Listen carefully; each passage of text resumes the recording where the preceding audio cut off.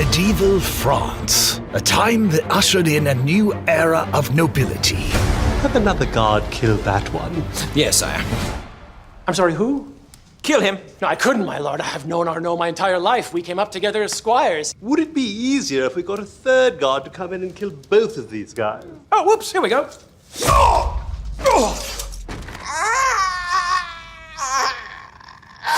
Good work. Hey. Quasi! Quasi! Quasi! Welcome to the Papal Lottery! Winner of the lottery shall have his private confession heard by the Pope himself! Quasi, you won. Hi guys, I gotta tell you, I really loved this film. It was wild and crazy in all the right ways, but I gotta tell you, I really missed the mustaches. Some crazy beards, though. There's some crazy beards. I think I had a crazy beard.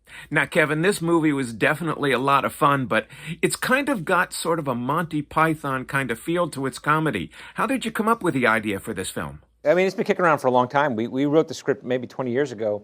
Around the same time we wrote Super Troopers, actually, and it was based on a character that Lemme used to do who worked in this record store with Lemme. And he was kind of this sad, kind of lonely guy who talked out of the side of his mouth, and he would always do the character we always thought was really funny. And so we decided to kind of build this movie around this guy and put him in the saddest situation we could put him in, and he became a hunchback, and he had problems with the king and the Pope. And so it was kind of this idea that was always going to be our kind of Monty Python-esque type movie. And eventually, you know, we got to make it. After Super Troopers 2, we got to make it. Everyone plays a part. Or two.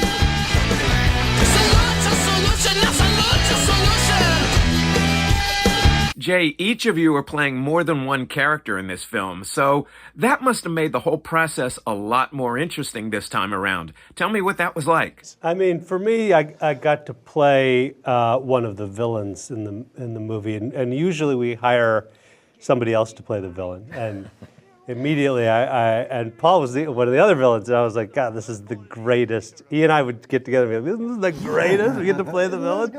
And so we even discussed like whether I should even. I was like, I don't even need to play another character, but he really wanted to do that. And I'm like, great, I'll play the bartender. And it was easy because you know, one guy has crowns and wigs and robes, and one guy's just sort of got a lot of dirt on him. Are you going to ask for a new back? Oh, yeah, like a tall back, maybe? Or perhaps a new face? No, Mom would like that face. Okay, now, Steve, you're playing the title character of Quasi, which is a different take on the old character, the Hunchback of Notre Dame. What was it like for you to try and make this character a little different, a little bit more interesting in this comedic vein?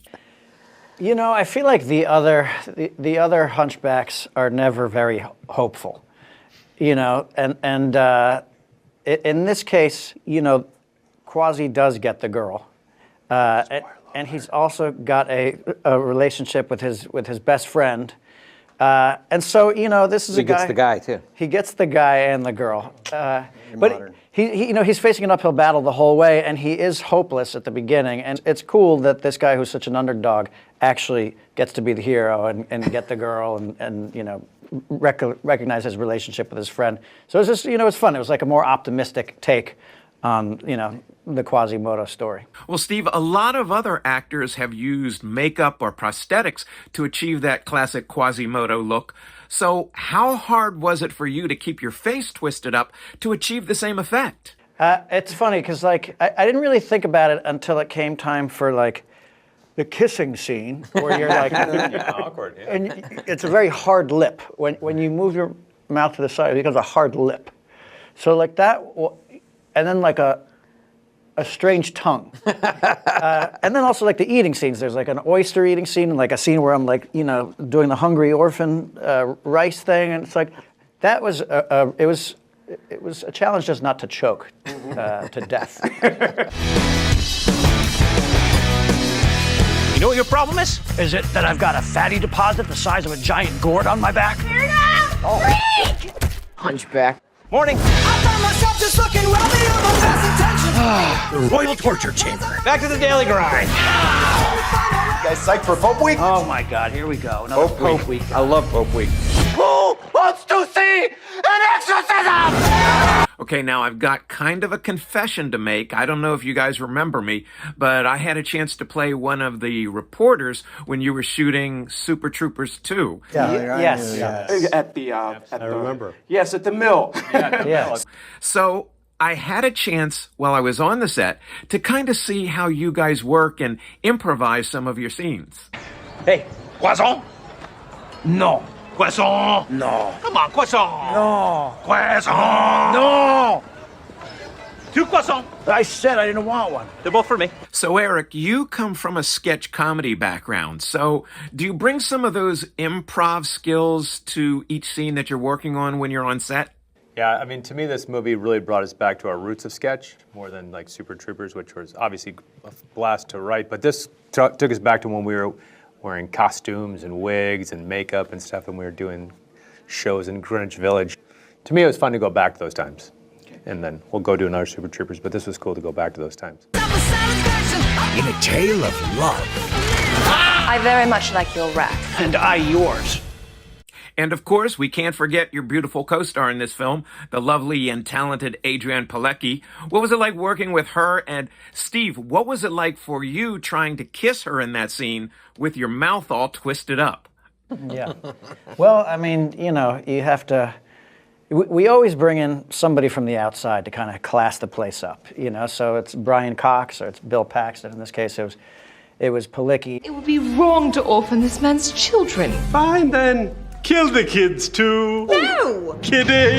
The fact that she could step in, I think a lot of times people come in and they can sometimes be intimidated because we're a group of 5 friends.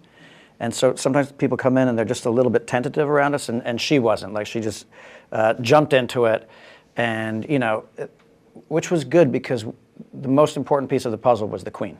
You know, we had the script, we were always like, who's going to play this part? We need somebody who's, you know, physically impressive and can do a British accent. And frankly, she had the best British accent of all of us. Oh, yeah, by far. Shoot over the heads. Yes, my lord.